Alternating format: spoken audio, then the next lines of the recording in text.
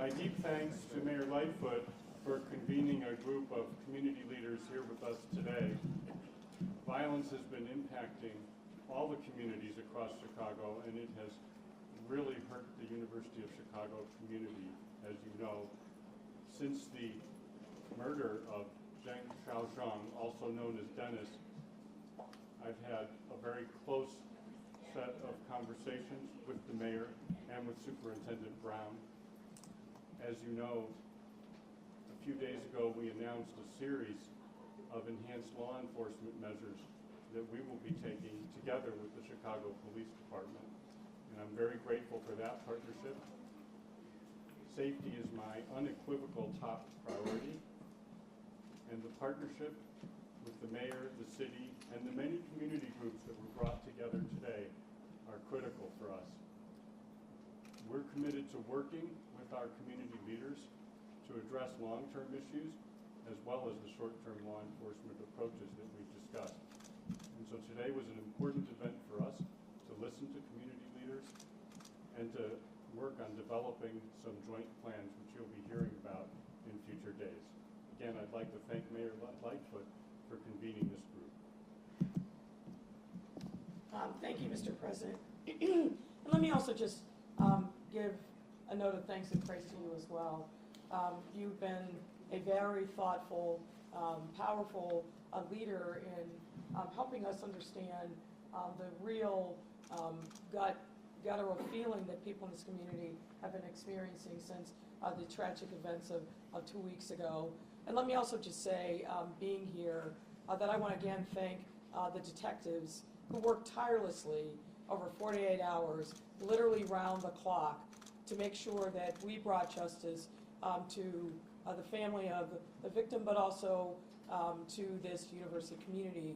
Any time a loss of life happens in our city, it's a terrible shock and trauma, and this was no different. So we've got to continue to do everything that we need to make sure that we're addressing the needs of Hyde Park and Kenwood, but also Woodlawn and other areas of our city that continue to be plagued by way too much violence. And this community is special to me. It's really where I began my long-term romance with this incredible city. I came here in the late summer of 1986 as a student and was in awe of the magnificent things about the city of Chicago that we all now know and love. So it is important to me that we are in partnership with the president, with this community, and we've had a lot of great, thoughtful conversations around what we can do in the short term to make sure that we are bringing safety and peace to this community, and we're committed to that. The discussion that we were just in not only covered that, but really talked about what we need to be doing more in concert with each other to address long-term solutions. We all know that the only way for us to truly bring peace is not with more police, and I know the superintendent agrees with that, but to make sure that we are getting at the root causes of violence. What is it that drives a young person to pick up a gun and shoot indiscriminately, to cause harm, seemingly without any regard for the sanctity of life? Unfortunately, on a daily basis, we are asking ourselves these questions. And rather than just ask and react, we have committed, and particularly with the budget that was just passed, $1.2 billion of investments to strengthen young people and families all across our city so that we give our families and their children real opportunity at the earliest possible stage, so that the trajectory that too many young people have been on, which leads them to be involved in violence, in drug dealing, in jail, prison, or on a coroner's table. That is the thing that we must work diligently night and day to turn around. We know who our enemy is here. It's the gangs and guns. But what we also know is that the only way forward is to be united with a common sense of purpose and make investments in our young people that are going to redound to their benefit and the benefit of our city for decades to come. And we are committed to doing that. We're doing that hard work every day. And I know that I'm speaking not only for members of my government, my administration, but people of the faith community, community-based organizations that have been doing this hard work for decades. The difference now is that we are united and focused on making measurable, concrete differences in communities that are under siege. We can't afford to waste any time, any energy by being anything other than coordinated, diligent, and intentional about the work. And that's where we are. And I am grateful to the President and really the entire university community that understands what needs to be done and is fully committed in making sure that we work together to get it done on behalf of our residents. I'll now turn it over to the Superintendent. What's encouraging this morning is really the backdrop to the President, the Mayor, and I, is that we have others standing with us in trying to diagnose and prescribe solutions to reducing violence. Police officers can't do it alone. Chicago Police Department has done an extraordinary job in the most difficult circumstances, likely the most difficult circumstances to police that we've seen in our country in decades, if not ever. We've taken more guns off the street than we ever have. We've solved more homicides than we have in over 15 years. And yet we still see this daily drumbeat of violence. And so the backdrop to us today are these leaders in our community who are here standing with us. It's so encouraging because it's been discouraging to stand at the podium alone trying to answer why we have the violence that we have. So today was a day of conversation, but also of action.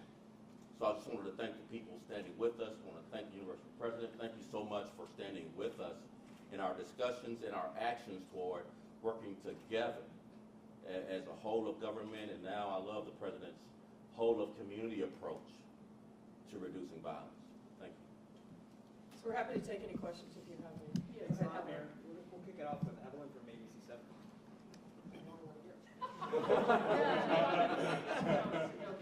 The floor is yours. Just like I like it, I love it. Mayor, you spoke, can you understand me okay? Or should Yes, I can. Okay. You spoke about actions, kind of conversations and actions. What are the specific actions, the immediate actions that people who are in the neighborhood, not just U of C, but surround the area, what will they see? What are the changes? What are you all going to do? Well, I'll also defer to the superintendent because a lot of those things were announced the other day. But immediately, literally that day after the tragic murder that happened, we stepped up patrols in this area. We coordinated immediately with University Police. We're bringing other resources to the table, but we are going to be visible and present in a way that is different than pre the shooting. That's really important. The university, when I came here in 1986, Hyde Park is unrecognizable from those times. More people are here, there's more commerce, there's more activity. That's all to the good, but we need to make sure that we are extraordinarily responsive to the needs of not just Hyde Park, but Kenwood, Oakwood, Woodlawn, South Shore. This is a larger community than just the footprint of the university itself. So a lot of what we're doing is listening to community leaders about what they believe will make a difference in the short term and the long term, but also making sure that we are literally physically present and being as great a partners as we can and moving forward. And I'll invite the superintendent to talk about some. Absolutely. Yeah. What they're telling you, what are they saying to you? And then superintendent, I'm just wondering, a lot of people will see this as a, I don't want to say spike, but they will see it as an increase in crime in the area. What is causing this?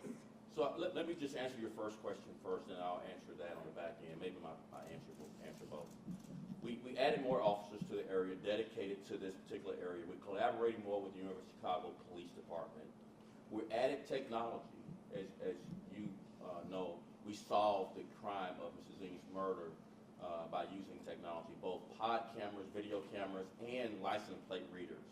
So we're adding that technology as well as collaborating with University of Chicago Police, not only in roll calls, but we're sharing intelligence much more. So a dedicated police presence, also technological improvements, as well as improved collaboration. And I think the go forward will be this conversation we had today with actionable items we discussed about how we collaborate even more, how we get involved with our young people even more beyond just Hyde Park, and how we interact with young people to reduce violence.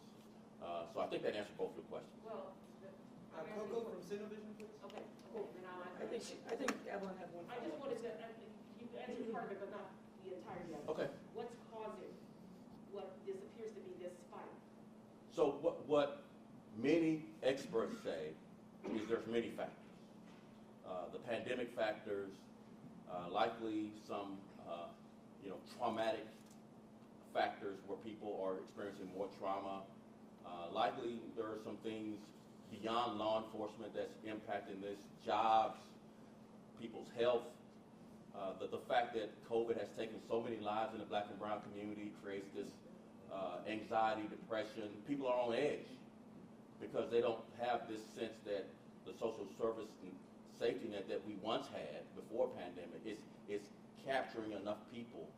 And some of the conversations I think that we had this morning answers that likely we need more of a public health approach in our whole of government approach to dealing with people where they are as it relates to the stress, trauma, anxiety that they're experiencing because of a lot of things that happened because of the pandemic over these last 18 months. Experts are all over the place. Likely too many guns in the hands of violent people without enough consequences would be my first answer as a law enforcement professional. We need more serious consequences for violent people will be my number one, but I think the wraparound services, social services also will be my 1A and 1B answer to your question. Thanks. So if I can just add a little bit to that, and I'll pick up on the last points that the superintendent made. Again, I'm mindful of the fact that we're here at one of the great education institutions in the world, and I think that the cause is complex and it's multi-layered. In the short term, I think the answer is we are seeing the manifestations of decades of disinvestment in black and brown neighborhoods in our city. There's no question about it. Exacerbated by a pandemic that infected the entire ecosystem of public safety, which is way more nuanced and multifaceted than simply the police department. But I will also say, again, and I agree with the superintendent, we have to have a system of accountability. We have to have a system of accountability.